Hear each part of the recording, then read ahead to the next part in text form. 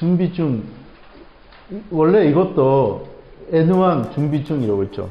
N1 이 사람이 없는 거잖아요. 없는데 준비 중이라고 시험 볼 것입니다. 이렇게 쓴 거예요. 이것도 원래 넣으면 안 되죠. 일본 학생면에 이게 넣으면 안 됩니다. 이게 한국 학생에 해당되는 경우예요. 이렇게 넣으면 이상한 사람으로 생각해요. 일본 사람 같으면. 그런데 해외의 학생, 해외의 인재일 경우에는 이거를 이런 준비도 하고 있다는 것도 역시 어필을 하기 위해서 일부 집어넣는 겁니다. 이런 게 있으면 준비증 이런 것도 기재하세요. 많이. 괜찮아요. 次が問題なんですけれども、ここからがこの項目とプラスちょっと見てください. 지구紹介書, 자기소개서를 넣었어요. 이게 완전히 어필하기 위해서인데 이게 굉장히 중요합니다. 이게 대충 들어가면 안 돼요. 이게 어려워요. 그리고 그 면접할 때도 면접관들은 뭐 이력서 보고 면접으로 임하게 되는데 그분들은 얘기를 해요. 아, 뽑고 싶은 사람 이미 정해졌습니다. 라는 게 말이에요.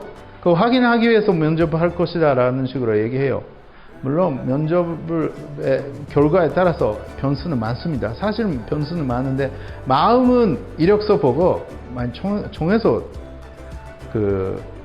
임하게 돼요. 그 면접 장소에 그 면접관들이. 그만큼 이 밑에서 들어가는 부분 굉장히 중요합니다. まず最初得意科目と選考科目 이게 잘 안 쓰세요. 많이 접수 저희도 받았습니다만은 이 부분이 뭐 전공 과목 일본어 전공했습니다. 뭐 이 정도. 근데 이거 굉장히 어필 되는 부분인데 제대로 안 쓰면 굉장히 아쉬워요. 사람들은 좀 안 써요. 그래서 많이 쓰세요. 근데 구체적으로 보시면은 여기 썼죠. 이수한 수업명 정확하게 쓰고 학습한 내용 구체적으로 기재하세요 라는 식으로. 이거 볼까요? 나는 대학교에서 일본어도 IT들授業に力を入れました. 뭐 전공 이게 좀 안 되는 게 전공 과목에 대해서 먼저 한마디 넣었어야 되는데 이 친구는 잊어버렸어요. 이거 쓰세요. 이게 좋은 건 아니에요. 私は日本語を専攻しました 라든지 私は経済学を専攻しました. 이거 먼저 들어가야 되는데 빠졌죠. 근데 이게 구체적으로 열심히 했던 이수 과목에 대해서 이게 과목명을 정확하게 넣고 거기에서 배웠던 내용 구체적으로 이게 집어넣었죠. 이거 보면 이 친구는 일본에서 일을 할 수 있는 준비가 돼 있구나. 사실은 학교에서 배운 거 가지고는 부족해요. 부족하지만 배웠다라는 걸 어필을 하는 게 이런 게 쓰는 게 필요해요. 그러니까 좀 그리고 뭐 아무튼 여기는 이 부분은 아카데믹하게 어떤 거 배웠고 그 과목에서 이런 거를 배웠다라는 구체적으로 되도록이면 쓰세요. 어필이 되니까 그 회사의 업무, 회사의 직종과 관련이 없어도 상관이 없습니다. 이게 열심히 공부했거나 안 했거나 이런 거 보려고 하는 거니까. 근데 여러분들 중에는 뭐 졸업도 했고 졸업했으니까 이제 이수한 과목에 대해서 기억도 안 나고 어떤 거 배웠는지 기억도 안 난다라는 경우도 있죠. 그래도 쓰세요. 그래도 쓰세요. 좀 알아보면 나오잖아요. 과목명이나 그런 게 나오잖아요. 어떤 거 공부했는지 공부를 했지만 머릿속에 남아있는 건 전혀 없어도 쓰세요. 어필 되니까. 그런 게 그 정도 써야 돼요. 정말로.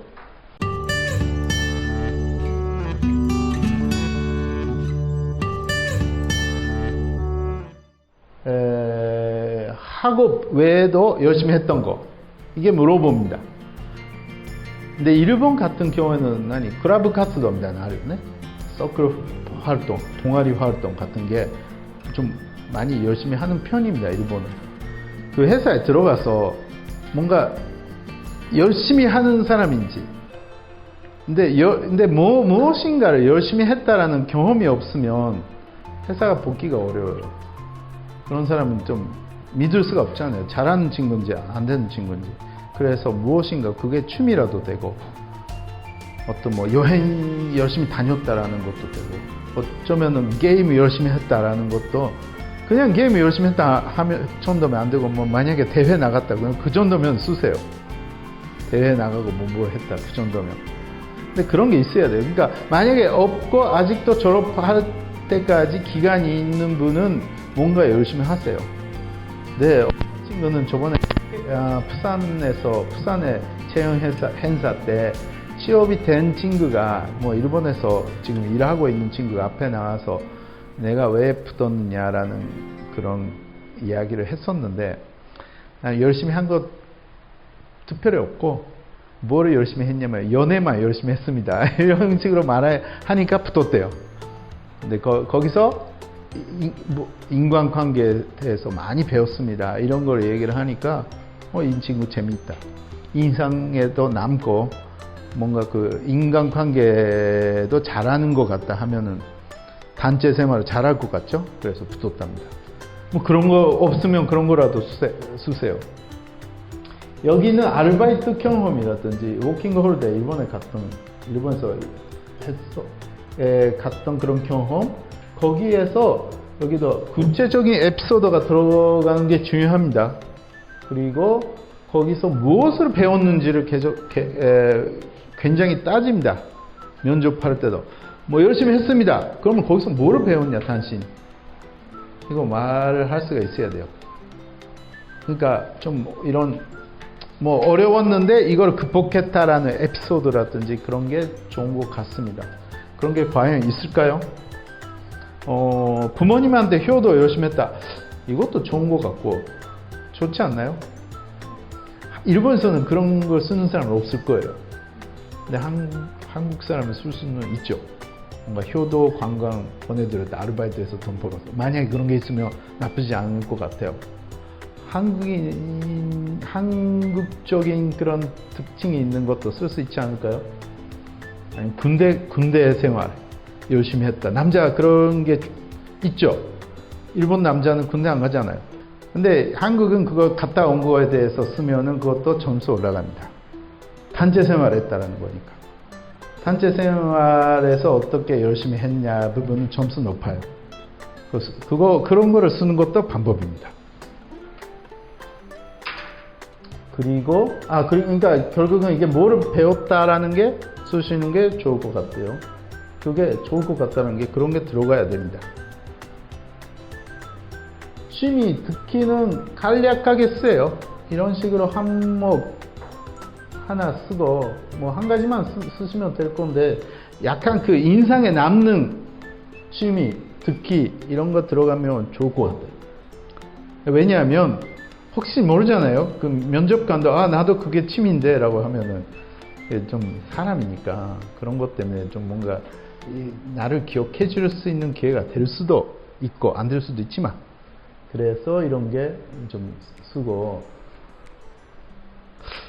아까도 말씀드렸죠. 스트레스를 어떻게 해소할 수 있는 방법을 가지고 있느냐라는 것도 일본에서는 사회인의 능력으로 봅니다. 왜냐하면 회사 생활은 스트레스 안 받을 수가 없으니까.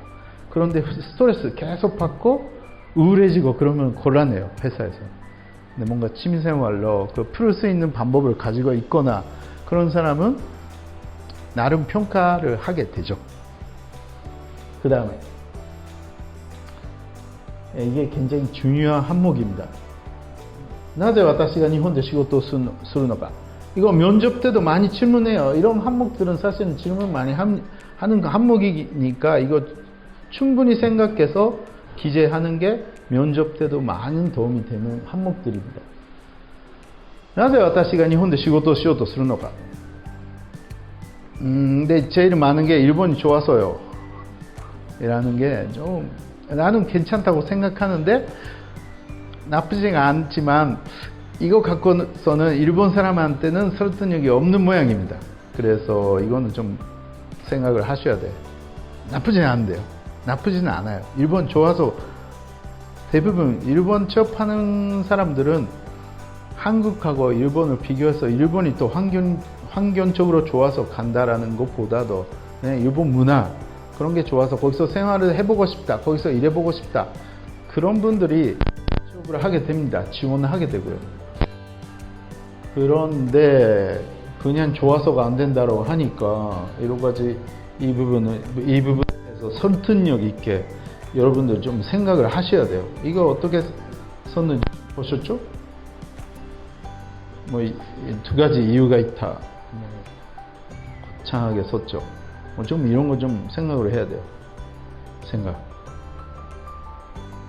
근데 왜 그러냐면은 뭐 이게 문화적인 차이인데 한국에서는 해외 해외 가는 분들이 많죠. 그러니까 이민 여러분들의 가족이나 친척 중에나 그 친구들 중에서도 뭐 미국에 이민 갔다라든지 호주에 갔다라든지 거기서 이모가 살고 계신다라든지 그런 경우가 많잖아요. 그죠?